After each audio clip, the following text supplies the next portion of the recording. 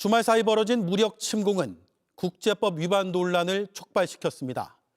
특수부대를 투입해 주권국가의 정상을 압송하는 매우 이례적인 사례를 현대 국제 정치사에 남겼습니다. 그런데 이게 끝이 아닐 수도 있습니다. 트럼프 대통령이 또 다른 나라들을 거론하기 시작했습니다. 쿠바와 콜롬비아 그리고 덴마크령인 그린란드까지 언급했습니다. 첫 소식 백민경 기자입니다. 트럼프 대통령은 마두로 체포작전이 끝나자마자 직접 수갑을 채운 모습을 전 세계에 공개했습니다. 그러면서 콜롬비아를 콕 집어 다음 타겟이 될 수 있다고 경고했습니다. Colombia is very sick too, run by a sick man who likes making cocaine and selling it to the United States, and he's not going to be doing it very long, let me tell you. 또 다른 반미 국가인 쿠바에도 으름장을 놨습니다. Cuba is ready to fall, you know. Yes. Cuba looks like it's ready to fall. I don't know if they're going to hold out. 좌파 정권에 대한 경고와 함께 중남미를 미국의 앞마당으로 규정하고 관리하겠다는 뜻을 분명히 밝힌 겁니다. 가치나 규범보다 힘과 이익을 앞세운 이른바 돌로주의의 신호탄입니다.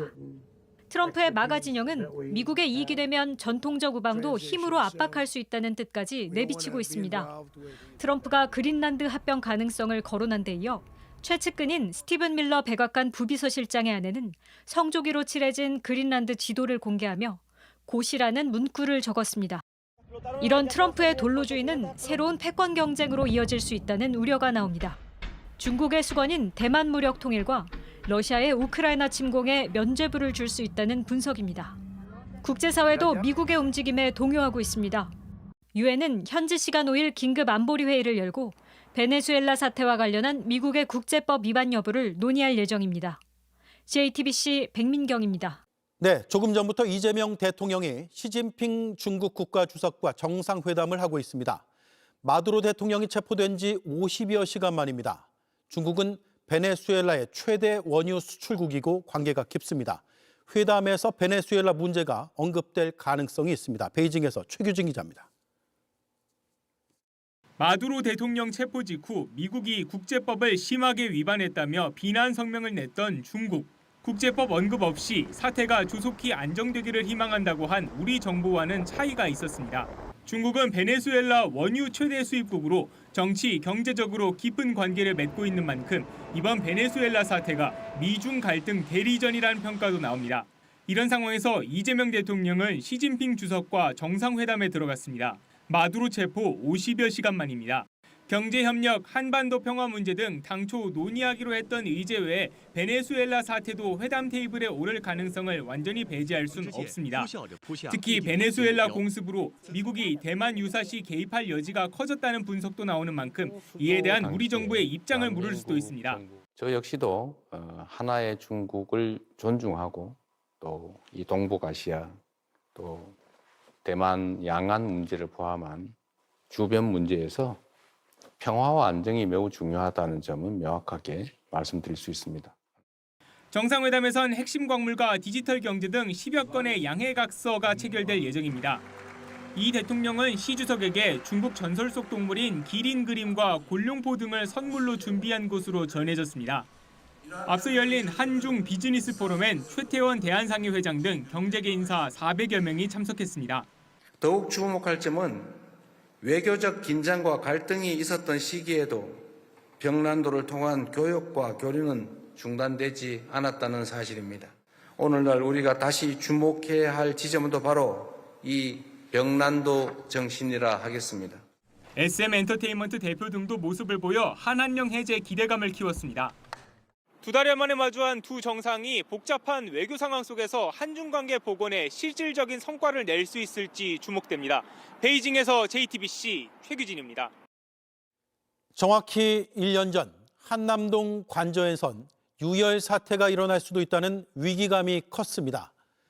JTBC 취재 결과 당시 경호처는 무력 대응팀 투입을 계획했습니다. 그런데 여기에 소속된 경찰 특공대가 이 소식을 전해 들은 뒤 스스로 무장 해제하고 철수한 것으로 파악됐습니다. 더 큰 비극으로 남을 수 있었던 그때 양심 있는 경찰들은 충돌을 막기 위해 최선을 다했던 겁니다. 먼저 배양진 기자의 단독 보도입니다. 지난해 1월 3일 공수처와 경찰의 공조수사본부가 대통령에 대한 1차 체포영장 집행에 나섰습니다. 관저 출입문은 버스로 가로막혔고 이를 뚫고 뛰어올라가는 체포조 수사관들은 경호처에 막혔습니다. 이런 체포 저지 작전엔 일반 사병인 55경비단 소속 병사들까지 동원됐습니다. 총알바지죠 그게. 거기를 총알바지로 그렇게 쓰고 있냐고요. 진짜 말도 안 되게. 결국 1차 체포 집행은 실패로 끝났습니다. 그러나 경호처 강경파를 중심으로 경호처 무력대응팀, 일명 캣을 투입하자는 목소리가 나왔습니다. 경호처 무력대응팀은 대통령 경호처와 경찰특공대 스왓, 대북작전도 맡고 있는 707 특수임무단에서 선발된 최정예 총기무장 경호부대입니다. 캣 요원들은 일반 요원들보다 훨씬 화력이 세고 다양한 무기로 무장하고 있습니다. JTBC 취재 결과 이 같은 기류가 전달되자 당시 경찰 101 경비단장은 바로 다음 날인 4일 오전 캣 소속 스왓 전원을 대통령 관저에서 철수시켰습니다. 관저에서 나온 경찰 특공대원은 대통령실의 한 집무 공간에서 무장 해제 상태로 대기했습니다. 1차 체포 저지 후 무장팀의 한 축인 스왓이 철수하면서 경호처 무력대응팀은 무력화되기 시작했습니다. 국가의 공권력끼리 충돌할 수 있었던 비극적인 상황은 이러한 저항으로 인해 실현되지 않았습니다. JTBC 배양진입니다. 2,400만 원을 받아간 사람이 보이스피싱 수거책인 걸 깨달았을 때는 이미 범인이 택시를 타고 사라진 후였습니다. 경찰이 택시기사를 빠르게 찾아 자연스럽게 합동작전을 벌였는데 경찰과 택시기사 모두 기지가 대단했습니다. 김서하 기자가 당시 상황을 취재했습니다. 서류 봉투를 든 남성이 택시를 잡습니다. 다급한 듯 여러 차례 손을 뻗습니다. 누군가 쫓아오는지 주변도 살핍니다. 이게 조금 급한 모습이었어요. 막 출발하는데 막 두들기고 뒷문을 열었으니까. 택시기사는 경찰 전화를 받고 남성이 보이스피싱 수거책인 걸 알았습니다. 일단 듣고만 계세요. 일단 그분이 여기 보이스피싱 가담자인데 아무 일 없이 얘기하시고요. 피해자에게 현금 2,400만 원을 받자마자 도주하던 남성을 태웠던 겁니다. 기사는 당황하지 않았습니다. 지인과 통화하는 척하며 행선지와 도착 시간을 자연스럽게 흘렸습니다. 집사한테는 5시쯤에 그랬는데 지금 한 20분 정도 걸릴 것 같은데. 올 수 있는 장소를 문자로 한번 알려주세요. 망원역 179로 간다고. 거기서 내려 들리고 그러고 가야 된다고요. 택시가 강원도 홍천에서 110km 떨어진 서울 망원역까지 달리면서 시간을 버는 사이 경찰이 현장으로 출동했습니다. 기사는 망원역에 도착해서도 잠복해 있던 경찰이 나타날 때까지 시간을 끌었습니다. 이 범인을 어떻게든 잡게끔 해야 되겠다는 생각에 카드를 받고 카드 계산을 하고 그래서 카드를 안 주고 있었어요. 그렇게 수거책인 60대 남성은 현장에서 검거됐습니다. 망원역 1번 출구에 곧 도착한다. 그리고 그 차량 정보와 그 두 가지 단서만을 가지고 의지해야 했던 상황이었습니다.